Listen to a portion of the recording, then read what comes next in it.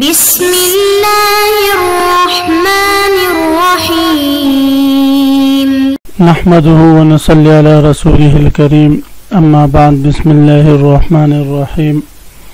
عزیز طلبہ، آج ہم کنز الدقائق حصہ دوم سبق نمبر 228 شروع کر رہے ہیں۔ اس سبق میں ہم کتاب المازون سے متعلق پڑھیں گے۔ آج کے اس سبق کا خلاصہ یہ ہے کہ ہم عبد معزون کے مختلف تصرفات سے متعلق پڑھیں گے۔ اگر عبد معزون اپنے مولا سے کوئی چیز خریدے یا اس پر بیچ دے تو یہ جائز ہے یا نہیں، اس سے متعلق پڑھیں گے۔ اور اسی طرح اگر مولا عبد معزون کو آزاد کر لے تو یہ آزاد ہوگا یا نہیں۔ اس کے بعد پھر ہم پڑھیں گے کہ اگر عبد معزون کو مولا جو ہے وہ بیچ دے اور اس کے بعد پھر مشتری اس کو غائب کر دے تو اس صورت میں غرماء وہ بائع مولا کو ضامن ٹھہرا سکتے ہیں یا نہیں۔ تو ان مسائل سے متعلق ہم انشاءاللہ کتاب میں تفصیلاً پڑھتے ہیں۔ عزیز طلبہ، تو آتے ہیں کتاب کی طرف۔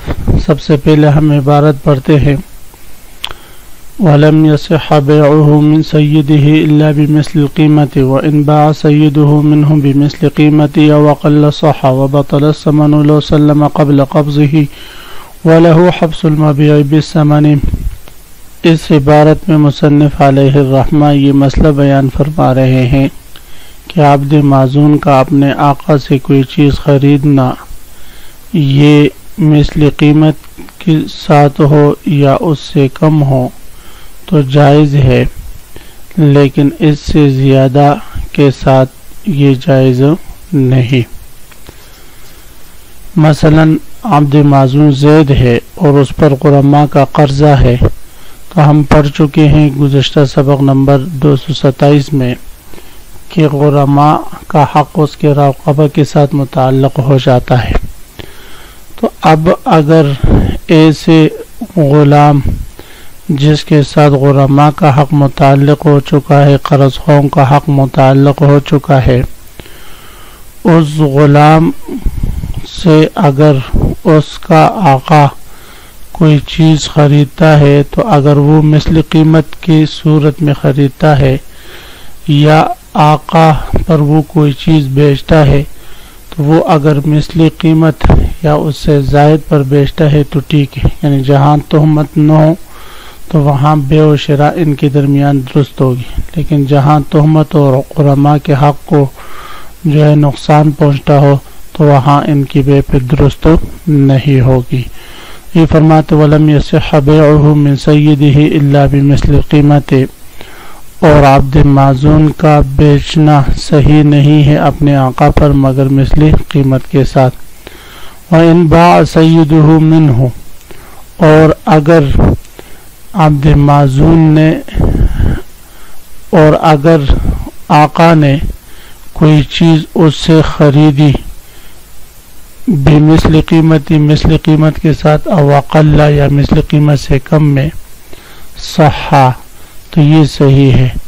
وبطل الثمن، اگر آقا نے کوئی چیز بیچ دی عبد معزون پر مثل قیمت کے ساتھ یا مثل قیمت سے کم میں تو یہ بے صحیح ہے، اس لیے کہ جب وہ اس لیے کہ ہم پڑھ چکے ہیں کہ ایسا عبد معزون جس پر دائنین کے قرضے ہوں تو وہ اب آقا کے لیے اجنبی کی طرح ہے، لہذا ان کے درمیان تو عقد درست ہوگا۔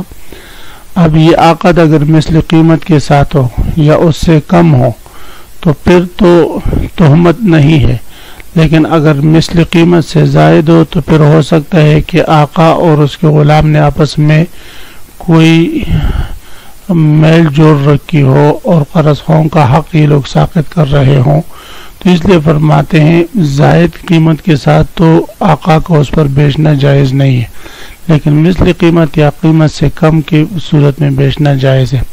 وَإِنْ بَاعَ سَيِّدُهُ، اگر آقا نے بیچ دیا اپنی کوئی چیز بھی مثل قیمت ہی، اب مثل قیمت سے او اقل یا اس سے کم میں، صحا۔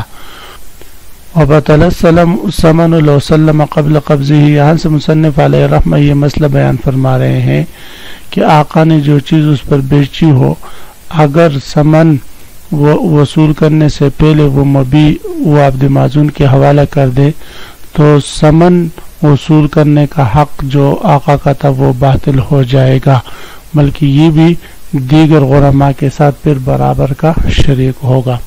وبطل الثمن، اور ثمن کا حق وصول کرنے کا حق عبد معزون سے باطل ہو جائے گا. لو سلم قبل قبضه، اگر مولا مبیع کو حوالہ کر دے قبل قبضه، اس ثمن قبضہ کرنے سے پہلے. وَلَهُ حَبْسُ الْمَبِيعِ بِالثَّمَنِ، ہاں اگر مولا اپنے عبد معزون سے کہے میں مبیع اس وقت حوالہ کروں گا جب تک کہ آپ ثمن نہیں دیتے، تو اس کو اختیار ہے حبس المبیع روکنے کا بالثمن، ثمن کی وصولی کے لیے. یہ اس کو اختیار ہے کہ مبیع اس وقت تک اس کو نہ دے جب تک کہ ثمن وصول نہیں کرتا. وصح اعتاقه وضمن قیمته لغرمائه، اس عبارت میں مصنف علیہ رحمہ یہ مسئلہ بیان فرما رہے ہیں کہ اگر مولا اس عبد معزون کو آزاد کر دے تو آزاد کر سکتا ہے، اس لیے کہ اس کے رقبے کا اب بھی یہ مالک ہے، لیکن آزاد کرنے کے بعد غرماء کا حق جو اس نے ضائع کیا ہے اس حق کا یہ ضامن ہوگا غرماء کے لیے. تو فرماتے وصح اعتاقه، اور صحیح ہے اس مولا کا عبد معزون کو آزاد کرنا، وضمن قیمته، اور یہ اس عبد معزون کی قیمت کا ضامن ہوگا لغرمائه، ان قرض خواہوں کے لیے، اصحاب دیون کے لیے. وطولب ما بقی بعد عتقه، اور فرماتے ہیں کہ یہ تو ضامن ہوگا اس مقدار کے بقدر جتنے مقدار اس غلام کی قیمت تھی. مثلا 10 لاکھ روپے اس کی قیمت تھی تو 10 لاکھ کا یہ ضامن ہوگا. اگر قرض خواہوں کے قرضے 15 لاکھ ہو تو 10 لاکھ تو یہ اس کی قیمت سے ادا ہو جائیں گے. ما بقی جو 5 لاکھ ہیں ان کا مطالبہ کس سے ہوگا؟ تو فرماتے ہیں وہ مکاتب سے ہوگا اس کی آزادی کے بعد. وطولب ما بقی، اور ما بقی ثمن ما بقی قرضوں کا مطالبہ کیا جائے گا بعد عتقه، اس عبد معزون سے اس کی آزادی کے بعد. جس مشتری نے خریدا ہے اس سے مطالبہ نہیں کیا جائے گا، وگرنہ پھر تو اس کو کوئی خریدنے کے لیے تیار نہیں ہوگا. فَإِن بَاعَ سَيِّدُهُ وَغَيَّبَهُ الْمُشْتَرِ ضَمَّنَ الْغُرَمَاءُ الْبَائِعَ قِيمَتَهُ. یہاں سے مصنف علیہ رحمہ یہ مسئلہ بیان فرما رہے ہیں کہ اگر آقا نے اپنا غلام عبد معزون بیچ دیا اور بیچنے کے بعد مشتری نے اس کو مارکیٹی سے غائب کر دیا، اب پتہ نہیں کہاں ہے کہاں نہیں، اب مشتری نے اس کو غائب کر دیا تو فرماتے اس صورت میں غرماء کے پاس 3 حق ہے، 3 آپشن ہے. چاہے تو اس بائع کو ضامن ٹھہرا دے جس نے ان کا مقروض غلام بیچا ہے، چاہے تو اس مشتری کو ضامن ٹھہرا دے جس مشتری نے وہ مقروض غلام خریدا ہے اور ابھی غائب کر دیا ہے، اور چاہے تو بائع کے پاس چلے جائے اور اسے کہے جو ثمن آپ نے وصول کیا مشتری سے اس ثمن میں ہم آپ کے ساتھ برابر کے شریک ہے، لہذا یہ ہم آپس میں قرضوں کے بقدر تقسیم کریں گے. تو یہ تینوں آپشن غرماء کے پاس ہے. تو فرماتے فَإِن بَاعَهُ، پس اگر آقا نے عبد معزون کو بیچ دیا، سیدہ یعنی آقا نے اس کو بیچ دیا، وغیبہ المشتری، مشتری اس کو مارکیٹ سے غائب کر دے، ضمن الغرماء البائع قیمتہ، پہلا حق کیا ہے غرماء کا کہ غرماء ضامن ٹھہرائے بائع کو قیمت اس غلام کی قیمت کا. فَإِن رُدَّ عَلَيْهِ بِعَيْبٍ، اسی ضمن میں مصنف علیہ الرحمہ اس سے متعلق ایک مسئلہ ذکر فرما رہے ہیں. جب غرماء نے بائع کو ضامن ٹھہرا دیا جس بائع نے وہ بیچا تھا، تو اب اگر اس بائع پر مشتری کی طرف سے یہ غلام واپس لوٹا دیا گیا عیب کی وجہ سے، تو فرماتے ہیں بائع نے جو قیمت ان غرماء کو دی تھی تو وہ قیمت یہ غرماء سے واپس لے سکتا ہے. فَإِن رُدَّ، اگر وہ غلام لوٹائے گی علیہ اس بائع پر بعیبن کسی عیب کی وجہ سے، رجع بقیمتی، تو یہ بائع غرماء پر رجوع کر سکتا ہے اس قیمت کا جو انہوں نے اس سے وصول کیا ہے. وحق الغرماء فی العبد، اب فرماتے ہیں کہ وحق الغرماء فی العبد، اور غرماء کا حق جو ہے وہ غلام میں ہے، اس قیمت میں نہیں ہے. تو لہذا جب غرماء کا حق وہ غلام سے متعلق تھا نہ کہ اس کی قیمت سے، غلام واپس لوٹائے، بائع جو ہے ان کی قیمت کے لیے اس پر رجوع کرے گا.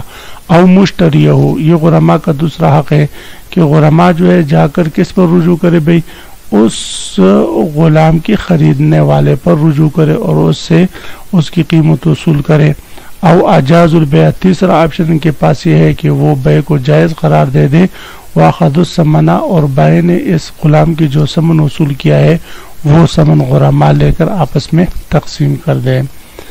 فَإِن بَاعَ سَيِّدُهُ وَعَلَمَ بِالدَّيْنِ، صورت مسئلہ یہ ہے کہ غلام، آقا اپنے غلام کو بیچ رہا ہے اور بیچنے سے پہلے مشتری کو بتا دے بھئی کہ اس پر فلاں فلاں کا قرضہ ہے.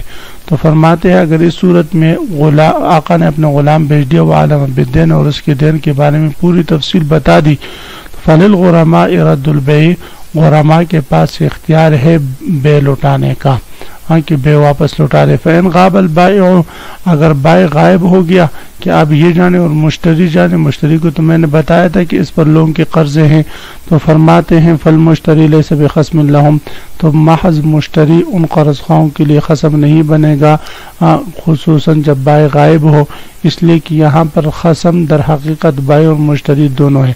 تو مشتری غائب کی طرف سے خصم نہیں بن سکتا. اگر یہ غائب کی طرف سے خصم بنا تو یہ حکم علی الغائب لازم آئے گا اور یہ درست نہیں. عزیز طلبہ، اسی مسئلے کے ساتھ آج کے سبق کے اختتام ہوا. آپ حضرات اس کو خوب غور سے سنیں سمجھیں.